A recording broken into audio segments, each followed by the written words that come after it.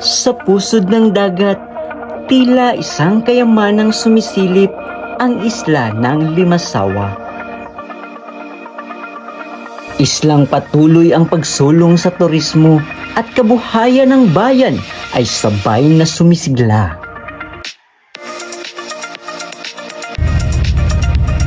Hindi lamang tahanan ng likas na ganda, paraiso rin ito para sa mahilig sa pagtuklas at pagsisiyasat sa hiwaga ng kailaliman ng dagat.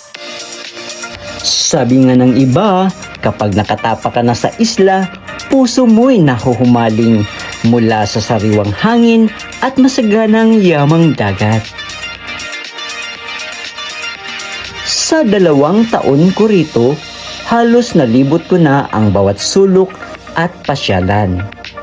Mula Hilaga hanggang Timog, ang welcome sign, island landmark, island lagoon,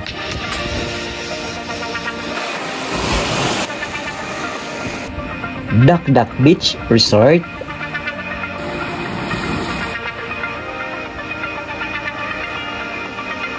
at marami pang iba.